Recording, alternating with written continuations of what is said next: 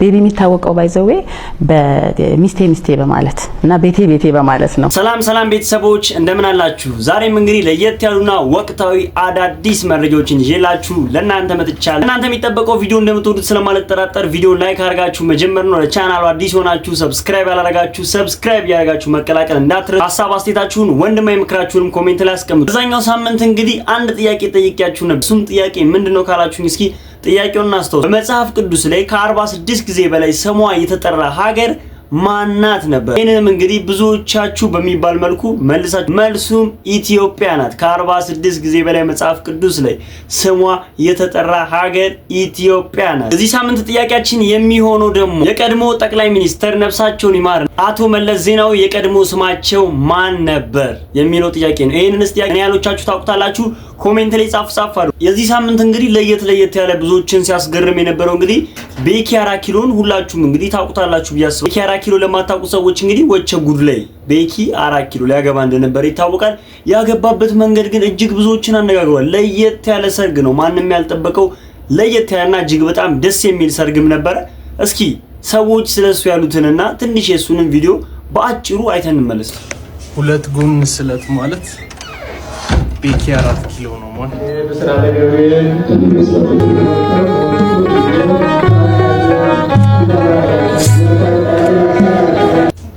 አሰው በእርድና ማራዳ ነው። በመንፈሳዊም ላይፍ መንፈሳዊ ነው። እግዚአብሔር ያዝልቅላችሁ። እንኳን ለዚህ ቀን አበቃችሁ።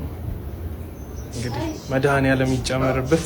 ወልዳችሁ ከብዳችሁ ፍሬ አፍርታችሁ ያሳየን፣ አሜን። እንግዲህ እግዚአብሔር ያዝልቅላችሁ። ቤኪ እንግዲህ ማጠብቁት እጅግ ብዙዎችን ያስደሰተ ሰርግም ነበረ። ማንም በዚህ መልኩ አልጠበቁም ነበር እና በጣም ደስ የሚል ሰርፕራይዝ ለአድናቂዎቹ፣ ለወዳጆቹ፣ ለቤተሰቦቹ፣ ለሁሉም እንግዲህ እጅግ ደስ የሚል ሰርፕራይዝን ነበረ በዚህ ሳምንት ይዞልን የመጣው። ቤኪንግ ሳሚያችሁ እንደ ጅማሯችሁ ያማረ ያድርግላችሁ ወንድሜ። ቢግ ሪስፔክት ኤንድ ቢግ ላቭ። ታችን ነው በዚህ ሳምንት እንግዲህ ብሮድካስት ላይ ቀርባ የተናገረችው ንግግር ብዙዎችን አስከፍቷል። ብዙዎችም ደግሞ የራሳቸውን ሀሳብ አስተያየት እየሰጡበትም ጭምር ሲነጋገሩበት የነበረ አንድ መነጋገሪያ ርዕስ ነበረ። እሱም እስኪ ምንድነው የምትለው እንስማና በሱ ጉዳይ ሀሳብ አስተያየት እንለዋወጥበት። በቀበቶ ነው ቋንቋውን የሚያወራው ያበሻ አባት። ቀበቶ የት ጋር እንደሚጀምር ታውቃለህ?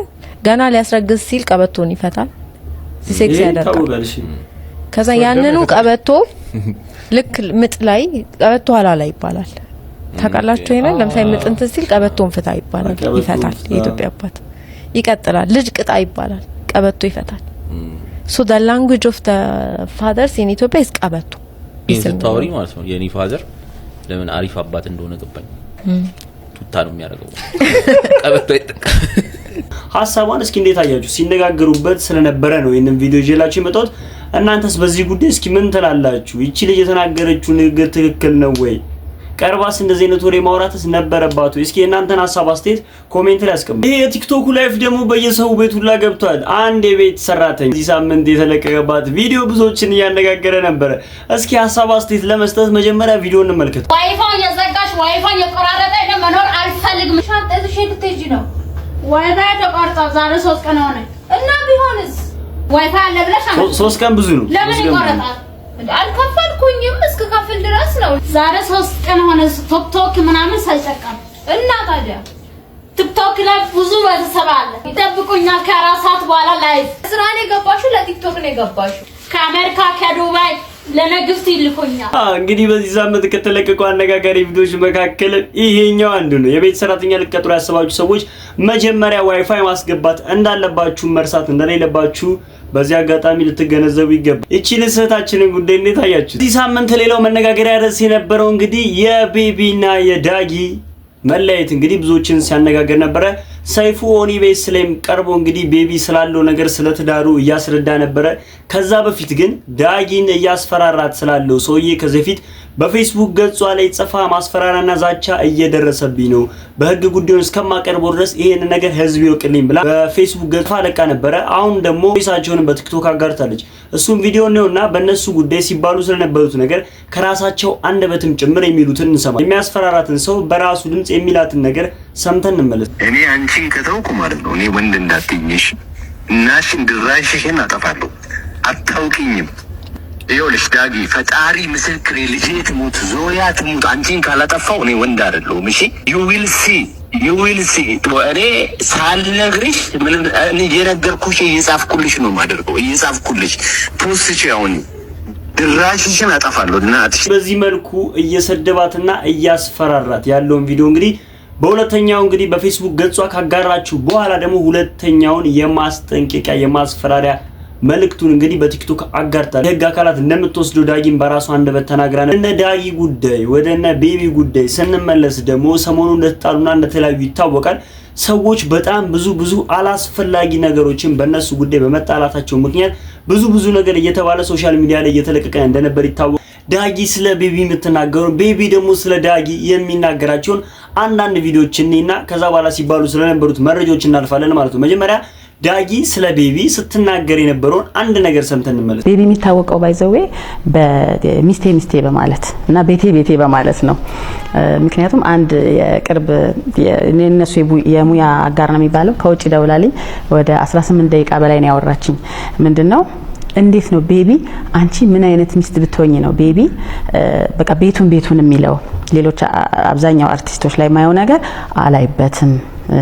ቢያመሽ እንኳን በቃ አሁን ወደ ሚስቴ ወደ ቤቴ ነው የሚለው። እኔ እንኳን 2-3 ያጋጥሞኛልና ምንድነው ሚስጥሩ አለችኝ። ማለት ሚስት ብትሆኚ ነው አይነት ነገር ነው። ግን አይ ይሄ ከእግዚአብሔር ነው። እሱ ቤቱን ወዳጅ ሚስቱን አፍቃሪ ስለሆነ ነው። እና ብዙዎቹ በተለይ ኪነ ጥበብ ውስጥ ሆነሽ ይሄ አብሮ መዝናናት የሚባል ነገር አለ እና እኔ ደግሞ በጣም ነፃነቱን ሰጠዋለሁ። የት ነህ ከማጋ የታመሻህ አልለውም። በቃ ራሱ አስቦ ሲመጣ ነው ደስ የሚለኝና እኔም ነፃነቴን ስለምፈልግ እሱን ነፃ አደርገዋለሁ። ቼክ አላደርግምና በቃ ለኔም እንደባል ኮምፎርታብል ባል ነው። ለልጆቹም በጣም መልካም አባት የሚኮሩበት አባት ነው። ስለዚህ እንደ አርቲስትነቱ እንደ ኪነ ጥበብ ሰው አይደለም። የኪነ ጥበብ ሶስቶኝ ብዙ እንትኖች አሉ በዙሪያሽ እንዳልሹና ለዛ ተጋላጭነት ያለው ወንድ አይደለም። ቤቱን አክባሪ ነው። ለዚህ ደግሞ መንስኤው አንቺ ነሽ። ቤትሽ ኮምፎርት ዞን የሚሆነው ቤት ውስጥ ያለ ሰው ሰላም መፍጠር ሲችል ነው። እሱ ልክ። ስለዚህ ትመሰከኛለሽ።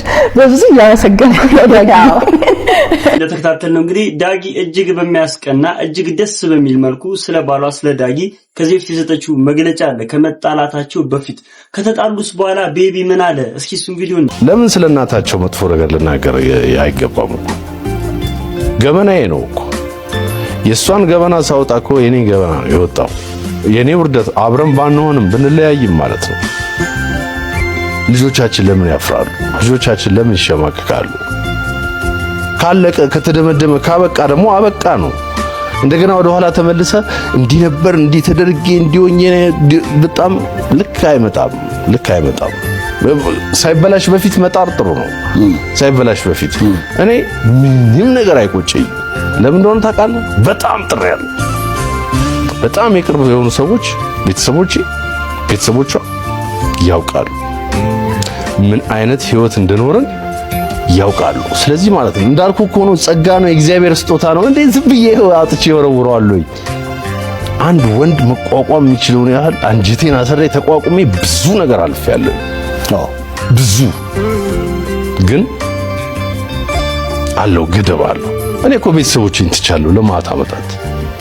እህቴ ጋር እኮ ከ8 ዓመት በኋላ ምናምን እኮ የታረኩት የዛሬ 2-3 ዓመት ምናምን ከታረኩ በኋላ ግን እንደገና ስሟ ተነስቶ መኖር እንዳትችል ተደርጎ ከሀገር እንድትሰደድ እስክትሰደድ ድረስ ተሰማችሁት። እንግዲህ ቤቢም እጅግ ለየት ባለ መልኩ ከተጣሉም በኋላ እንግዲህ ስለ ዳጊ ምንም አይነት መጥፎ ነገር አላወራም። ስለ ትዳራቸው አሁንም ቢሆን ከራሳቸው አንደበት ምንም አይነት መጥፎ ነገሮችም እንዳላወሩ በዚህ አጋጣሚ ይሄ ቪዲዮ ያሳያል ብዬ አስባለሁ። ብዙ ሐሰተኛ ሚዲያዎች እንግዲህ እንደሚናገሩ ከጓደኛዋ ጋር ጀምሮ ነው፣ ከቤት ሰራተኛዋ ጋር ጀምሮ፣ በፊት ፍቅረኛው ጋር ጀምሮ፣ አደጉ ጋር ጀምሮ፣ ብቻ በጣም ብዙ ነገሮች በየሶሻል ሚዲያው ይባላል። ያው እንግዲህ ይሄ ሊባል የሚችለው የሶሻል ሚዲያ ሰዎች ናቸው፣ ታዋቂ ናቸው፣ አርቲስት ናቸው፣ ብዙ ሰዎች ያውቃቸዋል። ስለዚህ የነሱ ሙሉ ላይፋቸው ውጪ ነው ያለው። ከዚህ በፊት ደግሞ ቤቢ በናይት ክለብ ውስጥ ከሌላ ሴት ጋር ታይቷልና ብቻ ብዙ ነገሮችን እያያያዙ ብዙ ሰዎች የተለያዩ ሀሳብ አስተያየታቸውን ይሰጣሉ። ከራሳቸው አንደበት እውነቱን ግን በዚህ መልኩ ነው እየተናገሩ ያሉት ማለት። ስለዚህ የሚባሉት ነገሮች መጥፎ ነገሮች ሁሉ ውሸት ፍጹም ውሸት መሆናቸውንም በዚህ አጋጣሚ ልነግራችሁ ፈልጋለሁ ማለት ነው። እጅግ መከባበር ባለበት መለያየት ውስጥ ናቸው ሁለቱ ያሉት። እንግዲህ አሁንም ቢሆን ቤቢ እንደ አባት ዳጊ እንደ እናት አሁንም እንደሚቀጥሉም ጭምር በሰይፉ ኦን ኢቢኤስ ላይ ቀርቦ ቤቢ ማስረድቷል ማለት ነው። ታራቸው እንደቆመ ነው እንጂ አሁን ግን የነሱ ህይወት ቆመ ማለት አይደለም። በማከላቸው የሚያገናኛቸው ልጆች አሉ እና እነሱ በማከላቸው ስላላወሩት መጥፎ ነገር ሌሎች ብዙ መጥፎ ነገሮችን እያወሩ ነበረ። ይሄ ፍጹም ከእውነት የራቀ መሆኑን በዚህ አጋጣሚ እንድትገነዘቡልኝ ስል ልነግራችሁ ፈልጋለሁ። ሌላው ደግሞ የሳምንቱ መነጋገሪያ የነበረው ዮኒ ማኛ እምነቱን ሊቀይር ነው፣ ወደ ፕሮቴስታንት ሊሄድ ነው እያሉ እንግዲህ ብዙዎች ሲነጋገሩበት ሀሳብ አስተያየት የሚሰጡበት የነበረው ርዕሶች መካከል አንዱ ነው። ዮኒ ማኛ ወደ ፕሮቴስታንት ሄደ፣ ወደ ሙስሊም ሄደ፣ ወደ ኦርቶዶክስ ሄደ። የዮኒ ማኛ ጉዳይ እንደኔ እንግዲህ ሀሳቤን ከጠየቃችሁኝ የሚያስጨንቅ ጉዳይ አይደለም። ዮኒ ማኛ ከዚህ በፊት ኦርቶዶክስ ነኝ ብሎ ቪዲዮ ሰርቷል፣ ሙስሊም ነኝ ብሎ ቪዲዮ ሰርቷል፣ ፕሮቴስታንት ነኝ ብሎ ቪዲዮ ሰርቷል። በዚህ ሳምንት ግን ከኦርቶዶክሶች ጋር ትልቅ ግጭት ውስጥ ገብቶ ነበረ። እሱስ ምንድነው ካላችሁ እንግዲህ ቪዲዮን ይዤላችሁ መጥቻለሁ። ከዛ በፊት ግን አንድ የስደት ቪዲዮ ድምጽ እንድትሆኑ እንፈልጋለን ያሉ እህት ወንድሞቻችን የላኩልን አንድ ቪዲዮ አለ። እሱም ቪዲዮ እኔና ቀጣይ ወደ ዮኒ ማኛ ላይቭ ሪከርድ እና የተጣሉበትን ምክንያት እሱም ደግሞ ከራሱ አንደበት የሚለውን ቪዲዮ እንከታተላለን። ከዛ በፊት ግን በስደት ላይ ያሉ ወንድሞቻችን የለቀቁት መልእክት አለ። ሁላችንም በስደት ላይ ያሉ እህት ወንድሞቻችን ድምጽ መሆን ስለሚገባን እስኪ እሱን ቪዲዮ ነውና በሱ ጉዳይ አንዳንድ ነገሮችን እንባባል። እንደምትመለከቱት እኛ ስደተኞች ነን፣ ሁላችን እዚህ ኢትዮጵያውያን ነን እና ከዚህ ከታሰርነ ብዙ አመት ያሳለፍነ ሰዎች አለና ግን በነገር ፖሊስ ጣቢያ ከምንታሰር 5 ወራችን እያደረግነ ነው። ምንም መፍትሄ የለን። በረሃብና በሞት በጥማት እየተቀጣ እንገኛለን። አይወም የሚባል ድርጅት መጥቶ ወደ ሀገራቸው መልሳችኋል ብሎ ፕሮሰስ ጀምሮልን ነበር። ነገር ግን ፕሮሰሱ ከጨረሰ በኋላ ወደ ኋላ ተመለሰና ተወን እና እኛ ህዝብ በሞት በረሃብ በጥም እያለቅን እንገኛለን። እንደምትመለከቱት ሁላችሁ እኛ እዚህ ጋር ያለነው ሁላችን በቃ 4 አመት 5 አመት የተሰቃየነ መክዘነን ግን ከመክዘን ስቃዩ በበላይ ከዚህ ፖሊስ ጣቢያ የተሰቃየን እንገኛለን። ከ250 በበላይ የነበርነ ሰዎች አሁን ግን 100 ምናምን ሰዎች ነው የምንገኝ። ሁላችን ሙተናል። የቀረነው እነዚህ ነን። ከ250 ሰው የቀረን እነዚህ 130 ብንሆን ነው እና እባካችሁ የምትመለከቱት ሁላችሁ በምትችሉት በተቻላችሁ አቅም እንድትረዱን ለምናችኋለን። በምትችሉት እንድትረዱን ለምናችኋለን። በቃ እኛ እዚህ በየቀኑ እየሞትን እንገኛለን። አሁንም ነገም ብሞት ነው ሁሌም ማንንም የሚመለከተን የለ። ከ48 ሰዓት ምናላት አንዲት ጊዜ ናት። እሷ ደግሞ አንዲት ጭባጦ ናት። ለዛውም ፓስታ ወይም ደግሞ ባቄላ ናት የምትሆነው እና እባካችሁ እኛ በቃ እዚህ የገባ ነው እኛ መፍትሄ ነበር የተባልነው። መጀመሪያ ሀገራችሁ ትመለሳላችሁ ነበር የተባልነው እና መንግስታችሁ አይቀበላችሁም እያሉ ለኛ ሌላ ምክንያት እየደረደሩ እዚህ ግን እኛ እየሞትን እንገኛለን። እባካችሁ አሁን ሁላችንም ሳናልፍ ኢትዮጵያውያን የሆናችሁንም ሁላችሁም በአለም የምትገኙ ሁላችሁ ይህንን ቪዲዮ የምትመለከቱ በተቻላችሁ አቅም እንድትረዱን ከይቅርታ ጋራም በቃ በእግዚአብሔር በፈጣሪያችን ስም እንለምናችኋለን። እየሞትን ነው። በሚሞተው ሰው ለሰው ስትሉ እኛ እንድትረዱን በሰው ስም እንጠይቃለን። እንግዲህ ስደትን እንደ አማራጭ የምታዩ ሰዎች እንግዲህ ይሄ እጅግ በጣም ማስተማሪያ ይሆናል ብዬ አስባለሁ። በዚህ ሳምንት እየተለቀቁ ያሉ በስደት ላይ ላሉ እህት ወንድሞቻችን ከዛው ነው ያጋሩት ያሉት ቪዲዮ አሳዛኝ ቪዲዮዎችንም እየተመለከትን እንገኛለን። ስደትን ለምታስቡ ሰዎች እንግዲህ ይሄ በጣም እጅግ ማስተማሪያ ይሆናል ብዬ አስባለሁ። በስደት ላይ ያሉ እህት ወንድሞቻችን ደግሞ ለሀገራችሁ በሰላም ያብቃችሁ፣ ፈጣሪ ከጎናችሁ ይሁን፣ ለሀገራችሁ ያብቃችሁ። እሺ ቤተሰቦች እንግዲህ የሰመረን ቪዲዮ እንከታተላለን። ቀጣይ ደግሞ ዮኒ ማኛስ በምን ጉዳይ ነው ግጭት ውስጥ የገባው፣ ዮኒ ማኛስ ምን አለ የሚለውን ቪዲዮ ይዤላችሁ መጥቻለሁ። ከወዲሁ ግን ቪዲዮቹ ረዘም ስለሚሉ እኔ ከወዲሁ ልሰናበታችሁ። ለዛሬ ይዤላችሁ የመጣሁት ቪዲዮ ይሄንን ይመስል ነበረ። እንደወደዳችሁትም አልጠራጠርም። ቪዲዮን ላይክ ሳታደርጉ የጀመራችሁም ላይክ ማድረግ እንዳይረሳ። ሀሳብ አስተያየታችሁን ወንድማዊ ምክራችሁንም ኮሜንት ላይ አስቀምጡልኝ። ቀጣይ በሌሎች ቪዲዮዎች እስከምንገናኝ ድረስ ቸር ሰንብቱ። እወዳችኋለሁ። ሰላም ጤና ይስጥልኝ ተዋላችሁ። ዛሬ እንደተለመደው በአዲሱ ገበያ አካባቢ የነበረን የቁርስ ፕሮግራም ይህን ይመስል ነበረ። በሀዘን ቤት ገንተን ያዘጋጀ ነው። እናንተም ለምትፈልጉት ለማንኛውም ዝግጅት የጾም ቡፌ ነው ቁርሱ። በምትፈልጉት አይነት የፍስግም ሆነ የጾም ማዘዝ ትችላላችሁ። ይሄ ግን በአጠቃላይ ቬጋን ሙሉ የጾም ቁርስ ቡፌ ነው። የጾም ቡፌ ማዘዝ ትችላላችሁ። ላይክ እና ፎሎ ሼር አድርጉን። አዳዲስ ቪዲዮ ደርሳችሁ እናመሰግናለን። በጣም ማዝ ነው። አንድ ሰሞን ምን ስትሉ ነበር? ብዙ ሰው ሲል ነበር የጥሎሽ ባህላችን የሰርግ ተበላሸ፣ ጥሎሽ ላይ ምንድነው ስሙ ሽምግልና ላይ ባል ይሄዳል ወይ በዚህ ገብቶ በዚህ ወጥቶ ይባል። ምንም አላልኩም። በነገራችን ላይ ዛን ሰሞን ያው በተወሰነ መልኩ ብዙ ሰው ሐሳቡን ሲያጋራው ስለነበር እንዳው ዲፕሊ ስለሱ መናገር የሚቀርብዬ ነው። ብዙ ምክንያቶች ነበሩኝ ሳማው። አሁን ግን አንዳንድ ጊዜ የባህላችንን ትልቅነት አለማወቅ በጣም ለድፍረት እየዳረገን ይመስለኛል። ለቅሶ በኢትዮጵያ ባህል የራሱ የሆነ ባህል አለው። በኢትዮጵያ ልማድ ኢትዮጵያውያን ለለቅሶ ስርዓት አለን። ዓለም ላይ ህንዶች የለቅሶ ስርዓት አላቸው፣ ኢንዶኔዥያዎች አላቸው፣ ጃፓኖች አላቸው፣ ኬንያዎች፣ ሁሉም ህዝብ አለው። የለቅሶ ስርዓቱ የህዝቡን ባህል ማንነት ይመስላል። ሐዘንተኛን የምናጽናናበት መንገድ፣ ሃንድል የምናደርግበት መንገድ፣ በሐዘን ወቅት ከጎን የምንገኝበት አገኛኘት መንገዱ ራሱ በጣም የተለየ ነገር አለው። ኢትዮጵያውያን የቀደምት አባቶችና እናቶች በነገራችን ላይ ከኛ የተሻለ የማያውቁ ሰዎች ሆነው አይደለም። ደንቆሮቹ እኛ ነን። ኖርማሊ ማናቀው እኛ ነን። የሰለጠንን የመሰለንና ምንም ማናቀው እኛ ነን። አገር የጠላነው፣ ቋንቋውን ማናገረው፣ አለባበሳችንን ማንወደው፣ ምግባችንን የጠላነው፣ ማንነታችንን የጠላነው፣ ኦርጋኒክ የሆነው ምግባችንን የታሸገ ምግብ መብላት ቁም ነገር ቢመስለን ሰዎች በብዙ ነገር የወረድ ነው። በተለይ ከሀገር ጋር ባለው ትስስር የወረድ ነው ሰዎች አሁን ያለነው ሰዎች ነን። በነገራችን ይሄን በእርግጠኝነት ነው የምነግራችሁ። በፊት የነበሩት ሰዎች ከኛ በብልሃት በጥበብ በእውቀት በጣም የተሻሉ ሰዎች ነበሩ። የለቅሶ ባህል ምን ይመስላችኋል? ተቸግረው ይመስላችኋል?